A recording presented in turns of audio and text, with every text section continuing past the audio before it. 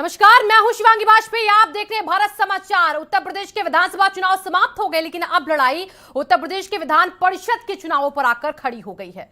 आपको बता दें कि उत्तर प्रदेश के विधान परिषद के चुनाव 9 अप्रैल को होने हैं। 12 अप्रैल को नतीजे आएंगे, लेकिन उससे पहले इस बार समाजवादी पार्टी और भारतीय जनता पार्टी के बीच इस चुनाव में भी सीधी टक्कर देखी जा रही है।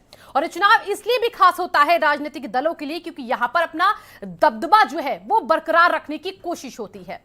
हालांकि सीधी टक्कर जिस तरीके से विधानसभा चुनावों में थी, वैसे ही टक्कर इस बार परिषद के चुनावों में भी है। बल्कि कांग्रेस और बसपा ने इस बार के विधान परिषद के चुनाव से खुद को दूर कर लिया है। लेकिन ऐसे में सवाल ये, जो कैंडिडेट जो 36 सीटों पर चुनाव होगा विधान परिषद की, उसमें कौन बहुमत हासिल करेगा, 100 सीटों में कौन बहुमत का आंकड़ा छुएगा, इस पर ही सबकी नजर रहेगी। लेकिन हमारे साथ हमारे खास मेहमान इस चर्चा में जुड़ चुके हैं, एक एक करके उन सभी से आपका तारुफ करवा दे। हमारे साथ प्रभाकर पांडे जी कांग्रेस से हैं, जुड़ चुके हैं। प्रभाकर जी बहुत बहुत स्वागत आपका। नावेद शिको जी हमारे साथ जुड़ चुके हैं। नावेद जी आपका भी बहुत बहुत स्वागत। बीजेपी से संजीव मिश्रा जी हमारे साथ जुड़े हैं। संजीव मिश्रा जी आपका भी बहुत बहुत स्वागत। और अभिषेक वाजपेयी जी सपा से हमारे साथ जुड़े हैं। अभिषेक जी आपका भी बहुत बहुत स्वागत है। तो इस बार अभिषेक जी मैं आपके पास आ रही हूं। जिस तरीके से 22 के चुनावों में 2 टक्कर थी, बीजेपी सपा, विधान परिषद में भी आप दोनों के बीच में ही टक्कर है, लेकिन 36 सीटों में जादुई आंकड़ा, बहुमत का आंकड़ा दूर हो गया है आपसे। इस बार क्या तैयारी है इसके लिए? बिल्कुल, समाजवादी पार्टी की बहुत अच्छी हल्के से हमने अभी हाल ही के चुनाव में आपने देखा कि कैसे हमने नाको चने चबवा दिए। तो यह इसमें बड़ी बात नहीं होगी कि भारतीय जनता पार्टी को हम टक्कर देने जा रहे हैं। इसलिए जरूर है कि हम अपने पुराने प्रदर्शन को वापस से अच्छे से दोहरा सके। चुनौती जरूर है, लेकिन असंभव कुछ भी नहीं है। अच्छा, चलिए, आपने एक बात का जिक्र किया कि असंभव कुछ भी नहीं है, और अब इस सवाल को लेकर मैं बीजेपी के पास जाती हूँ, यानी कि संजीव मिश्रा जी के पास।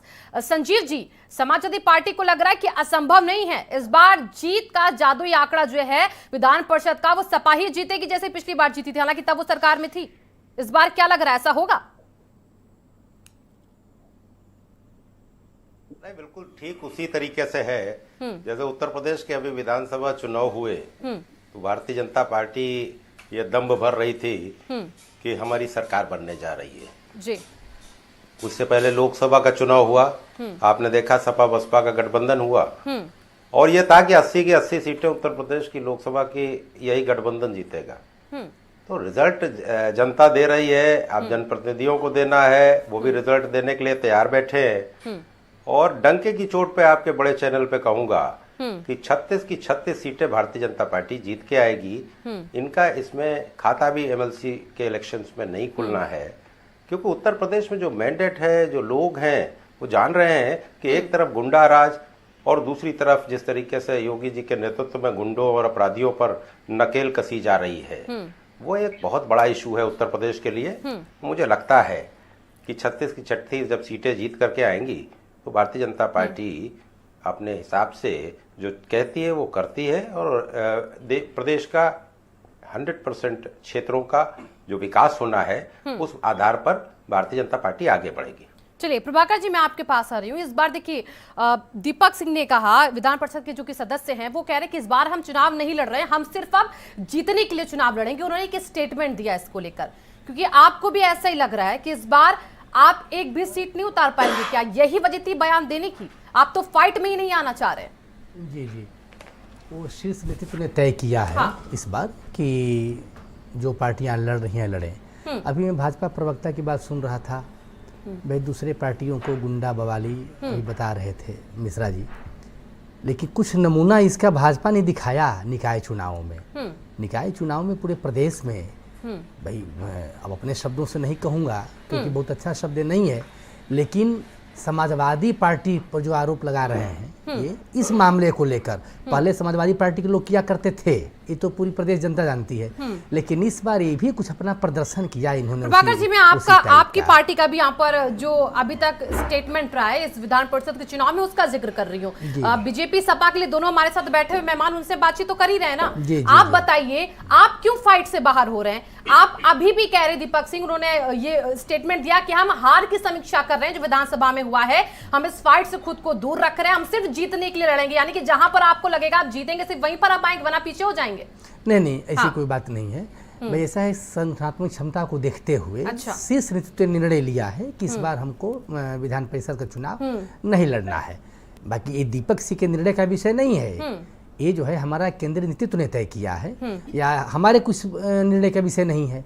एक केंद्रीय कांग्रेस से ही ना, वो तो विचारधारा तो आपको पता ही है कांग्रेस नहीं की। ठीक है भाई। चुनाव लड़ना अलग बात है, विचारधारा अलग बात है। चुनाव विचारधारा में कोई विचारधारा के साथ ही समानता तो आगे बढ़कर चुनाव लड़ा जाता है ना प्रभाकर जी। भाई कोई समानता स्थापित नहीं है चुनाव लड़ने में, विचारधारा अलग विषय है। हार स्वीकार कर ली मतलब कुल मिलाकर आपने नहीं हार स्वीकार, भाई कांग्रेस इतनी पराजय के बाद तो कांग्रेस अपनी हार स्वीकार की ही नहीं, क्योंकि कहाँ कांग्रेस नहीं हार तो फिर स्वीकार बैकआउट करेगी? क्यों हो गए एमएलसी के चुनाव से? क्योंकि संगठन की समीक्षा हो रही है। अच्छा। और हम लोग अब चुनाव मैदान में समीक्षा करते रहिए आप प्रभाकर जी, नहीं, लेकिन नहीं, देखिए आप खुद को जितना बैकआउट करेंगे ना, जनता आपको पूरी तरीके से बैकआउट कर देगी 2 राज्यों से भी। शिवांगी जी ऐसा इस कबूल नहीं कर पा रहे हैं आप, लेकिन मिश्रा जी की हंसी देखिए हाँ। भाई, कांग्रेस नहीं चुना, सभी हंस रहे मिश्रा हैं जी इस बात पसंद पर है। कि आप कह रहे हैं कि हम स्वीकार करते हैं कि हमने बैकआउट नहीं किया, तो फिर क्या है? हाँ, एक भी कैंडिडेट नहीं एमएलसी के चुनाव में आपका। नहीं बिल्कुल नहीं। बयान आ रहे हैं कि हम सिर्फ जीतने के लिए लड़ेंगे। हाँ जी हालात तो लग नहीं रहे कि जीतेंगे कहीं भी। नहीं बिल्कुल जीतेंगे, बिल्कुल जीतेंगे। तो खड़े क्यों नहीं हुए आप? नहीं, इस बार नेतृत्व ने तय किया कि इस बार इन्हीं दोनों लोगों को लड़ने दिया जाए, थोड़ा सा हम लोग दर्शक के रूप में रहेंगे। ठीक है, मतलब आपसे आप बैठकर ये लड़ाई देखेंगे, मजे हाँ, लेंगे, जी, पॉपकॉर्न जी। खाएंगे, हाँ, बाकी जी। किसकी पिक्चर हिट किसकी पिक्चर फ्लॉप आपको फर्क नहीं जी, पड़ता, जी। पैसे खर्च करके बैठ रहे हैं अब आप। अगली बार से चलिए जी। नावेशी को जी आपने सुना